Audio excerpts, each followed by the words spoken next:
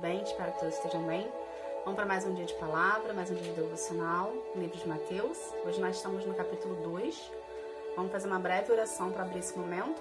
Senhor, em nome de Jesus, eu quero te agradecer, Senhor, por esse momento, Pai. Que seja mais um momento na Tua presença. Pai, eu convido o Senhor Jesus e o Espírito Santo para juntos estar aqui conosco, ministrando a Tua palavra, alimentando o nosso coração, Senhor. Que a Tua palavra seja nosso alimento todos os dias, Pai. Senhor, em nome de Jesus, eu quero consagrar esse momento a Ti e todas as pessoas que estão aqui. Senhor, que nós venhamos, Pai, ter o coração disposto e aberto para receber o Teu alimento, Pai. Em nome de Jesus eu agradeço. Amém. Gente, Deus deu 2 versículos aqui no livro de Mateus 2. E o livro de Mateus 2 fala sobre a história do nascimento de Jesus, né? Sobre a história dos 3 reis que vieram, tá, visitar Jesus e trouxeram os presentes para ele. Conta também a história de Herodes. Herodes era o rei da época, tá, que não se conformava com o nascimento de Jesus e mandou e pediu e ordenou que esses reis fossem lá e dissessem a localização exata de Jesus para depois ele mandar soldados para ir matar. Como esses reis não avisaram Herodes onde Jesus estava, Herodes ele ordenou uma matança de todos os recém-nascidos homens daquela época, né? Porque assim ele achou que fosse matar Jesus e não teria o Messias, essa estrela, né, que brilhava no céu, não seria postergada para frente, vamos colocar assim, ele não teria o desenvolvimento dele como criança. Então, nesse capítulo, no capítulo 2, Deus me deu dois versículos para a gente estar falando sobre isso, tá bom?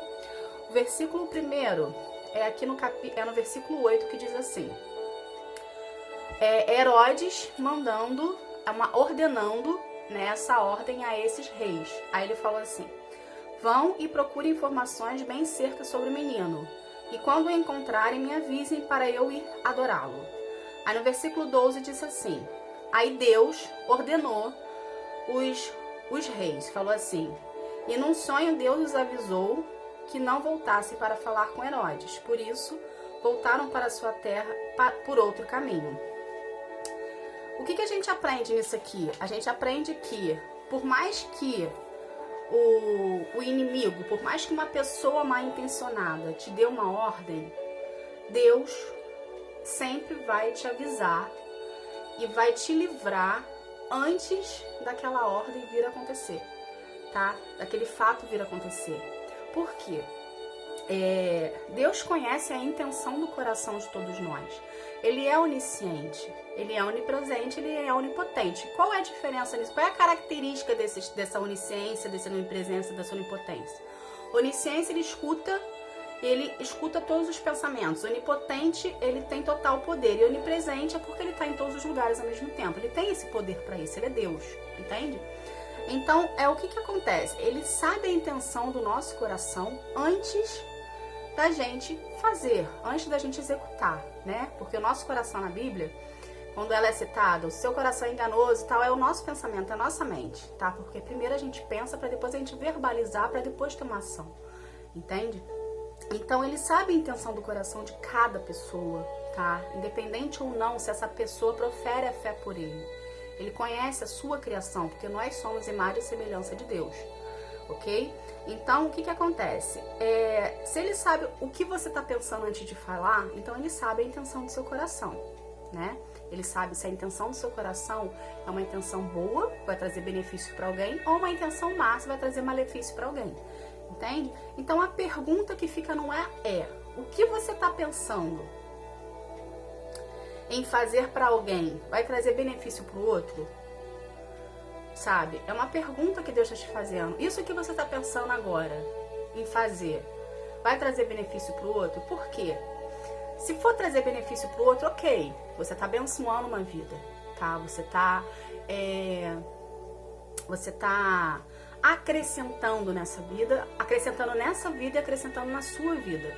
Agora, se o que você vai fazer para o outro vai trazer um malefício, vai trazer algo ruim para o outro, vai trazer algo bom para você e vai trazer algo ruim para o outro, saiba você que Deus vai pesar a mão, tá?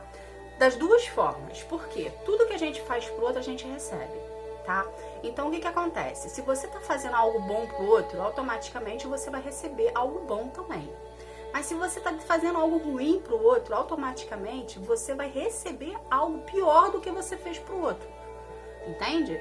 Porque se você receber na mesma intensidade que você tá fazendo pro outro, talvez aquilo que você está fazendo pro outro não te atinja de uma forma que deveria te ferir, ou deveria causar um dano em você, de você falar, opa, o que está acontecendo? Entende? Então, o que acontece? Deus é justo, tá, gente? Deus é justo no que ele... Deus é justo, tá? E se você tá com a intenção no coração de fazer mal pro outro, saiba que você vai ter a consequência desse mal que você tá fazendo. Só que não necessariamente o que você está fazendo pro outro atinge você como você tá atingindo aquela pessoa, tá? Aí o que Deus vai fazer? A justiça dele sobre você. Ele vai pesar a mão dele sobre você. Porque ele sabe, ele te conhece, ele te criou. Ele sabe desde o ventre da tua mãe quem você é. Ele sabe o que você está pensando. Ele sabe a intenção do seu coração. E ele sabe o teu ponto fraco, tá? Tanto Deus quanto a oposição sabe o nosso ponto fraco. A diferença é que a oposição usa o nosso ponto fraco a favor deles. E Deus usa o nosso ponto fraco para nos ensinar, para nos exortar, para nos colocar na linha. Entende? Então, se você faz algo pro outro, que o que você fez machucou o outro, feriu o outro, saiba que um momento da tua vida Deus vai cobrar isso de você de uma forma que venha te atingir. Entende? Então nada passa de ser desapercebido aos olhos dele. Nada fica oculto aos olhos de Deus.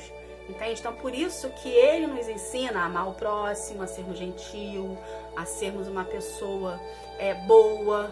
Por quê? A consequência desse plantio de sementes boas, a gente colhe sementes boas também. E consequentemente a gente se torna um ser humano melhor. Entendeu? Mas a partir do momento que você planta sementes ruins, sementes podres ali, a sua colheita vai ser igual ou pior do que você está plantando. Entende? Depois não pergunta, poxa, mas por que eu tô passando por isso? Poxa, mas ciclano tá melhor do que eu, por que eu agora tô caindo? Por que agora eu tô ficando sem dinheiro? Por que agora tá tudo acontecendo, tá dando errado na minha vida? Porque o ser humano tem disso, né? O ser humano vai lá, faz, acontece, depois se pergunta por que eu estou passando por isso. Você está passando por isso porque você fez uma plantação ruim. Você em algum momento fez um mal para a vida de alguém e você está colhendo aquilo que você plantou. Entende? Então a gente não pode, a gente tem que ter consciência do que a gente está fazendo, tá? Então, o que acontece também aqui que Deus quer nos explicar? Aqui, quando Deus aparece em sonho para esses reis, né? Que ele fala, não avise Herodes sobre a localização do menino, mas vão embora por outro caminho. Quero deixar algo claro para ti. Deus fala conosco o tempo todo. Resta saber se você está apto ou disponível para escutá-lo. Por quê? Deus usa tudo, gente, para falar com a gente. Deus usa pastor, Deus usa ministração, Deus usa mensagem, Deus usa natureza. Basta apenas você estar atento à voz dele, tá? Por quê? Antes de qualquer coisa, você que tem vida no altar, você vai saber que eu tô falando. Antes de qualquer coisa que venha acontecer na tua vida, ele sempre avisa antes, tá? E você que tem a vida no altar, você consegue ouvir, você consegue entender, você consegue enxergar o que Deus está te falando. Por isso que existem pessoas, né? Infelizmente, existem pessoas que querem o mal da outra pessoa, tá? E essas pessoas que querem o mal da outra pessoa, elas usam de subterfúgios para causar um mal numa outra pessoa, tá? Então, o que acontece? Você, vamos supor, eu tô aqui, tá? Eu sou uma pessoa que tem vida no altar, que pago o preço, que renuncio, que enfim, falo da palavra de Deus e tento o meu melhor todos os dias, né? Aí vem uma pessoa de fora, olha pra mim e fala assim, não gosto dela. Vou fazer um trabalho pra ela porque não gosto dela, porque, enfim, não gosto. Aí essa pessoa foi lá, fez um trabalho pra mim, tá? Um trabalho pra me casar mal, pra me fazer, sei lá, pra me destruir, pra qualquer coisa, tá bom? Eu tô me botando como exemplo pra vocês entenderem o que eu quero chegar. Essa pessoa que tá plantando a sementinha do mal pra minha vida, antes da sementinha, primeiro de tudo que a sementinha não vai me atingir. Por quê? Ela tá perdendo o tempo dela, tá perdendo o dinheiro dela, tá perdendo tudo dela, porque eu sou uma pessoa protegida por Deus, então aquela sementinha não vai me atingir. Porém, independente ou não da sementinha não me atingir, Deus vai virar pra mim e falar assim, filha, estão fazendo isso pra você com essa intenção. Fica alerta, vigia. Porque independente ou não daquela sementinha não me destruir, a pessoa que tem um relacionamento com Deus, ela sente, vamos dizer assim, o reflexo em escala pequena do que a outra pessoa fez. Por quê? Quando a pessoa manda aquela energia negativa pra cima da pessoa, de mim, vamos botar assim, como exemplo, existe um escudo que é Jesus Cristo de Nazaré que tá ali. Então, primeiro ele vai receber o impacto, né? E aqueles resquícios, né? Aquelas faíscas passam, né? E automaticamente você se sente mais cansada, você se sente um pouco mais desanimada, você se sente, uma dor de cabeça, um mal-estar, que você não sabe, assim, coisa do nada. Por que isso tá acontecendo? Às vezes pode ser, sim, alguém que fez e Deus tá ali te protegendo, entende? Então, o que acontece? Deus avisa tudo antes, tá? Então, Roberta, como é que eu vou saber que alguém tá fazendo algo pra mim, que alguém tá, sei lá, minando a minha vida, tá lançando energia negativa pra mim? Cara, vida no altar. O que é vida no altar? Oração, entrega, relacionamento. Quanto mais você se relaciona com Deus, quanto mais você prioriza Deus na sua vida, quanto mais você quer Ele na sua vida, menos você vai estar propícia para o mundo. Por quê?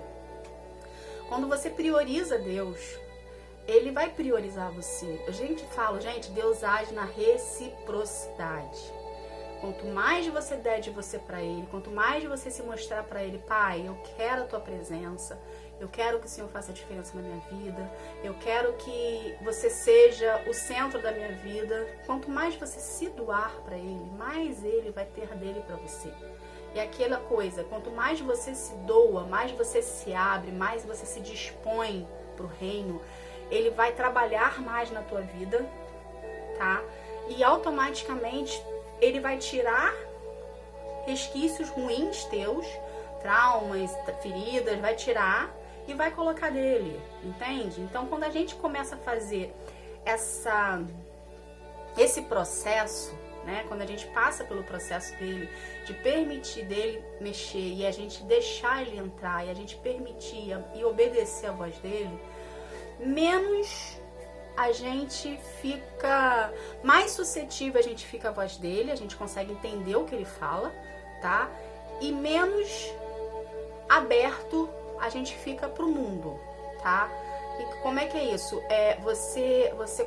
O fato de você ter um relacionamento com ele, de você conseguir escutá-lo, de você conseguir buscá-lo, de você conseguir entender as entrelinhas que ele fala contigo, você vai estar mais protegido do mundo, porque você vai começar a enxergar além do que as pessoas enxergam, pelo discernimento de espírito. O discernimento de espírito é isso.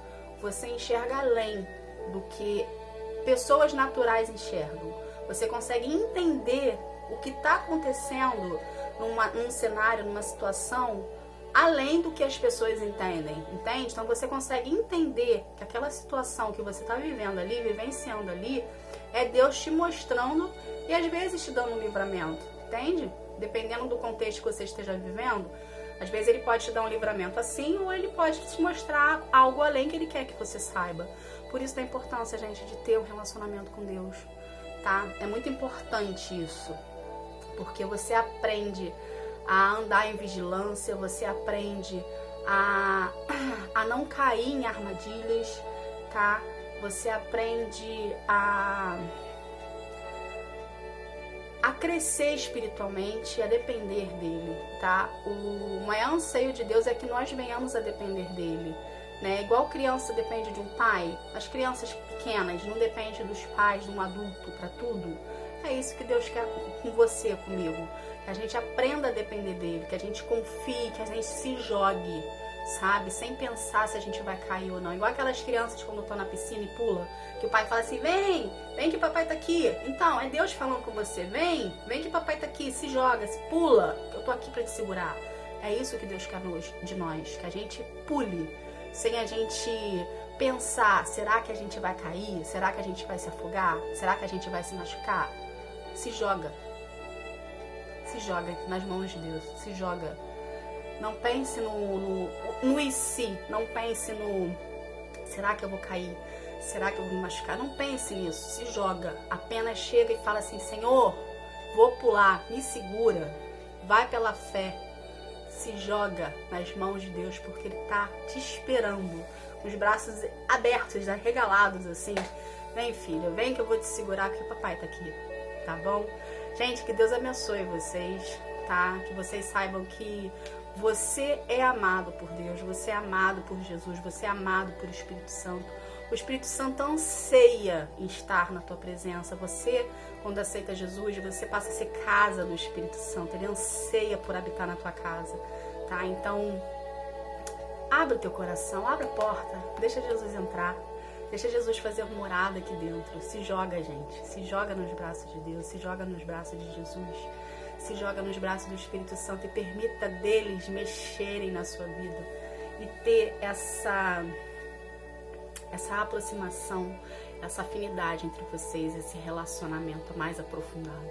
Tá? Vamos fazer uma oração para fechar? Senhor, em nome de Jesus, eu quero te agradecer por esse momento. Senhor, muito obrigada, Paizinho. Obrigada por ser o nosso Senhor, o nosso único e suficiente Salvador, Pai. Que essa palavra venha de encontro aos corações, Senhor. Que venha ser alimento para elas, Pai. Senhor, em nome de Jesus, Senhor, que elas venham ter o coração desprendido, Pai, de todas as amarras do mundo, Senhor. E que elas venham querer a se jogarem, Pai. Jogarem nos teus braços, sem pensar nas consequências, Senhor. Que elas venham ter os corações dela transformados, Senhor, que elas venham se sentir amadas por Ti, Pai. Em nome de Jesus eu agradeço, Senhor. Amém. Gente, muito obrigada, que Deus abençoe vocês e que vocês tenham um excelente dia. Em nome de Jesus, viu? Amém. Tchau, tchau.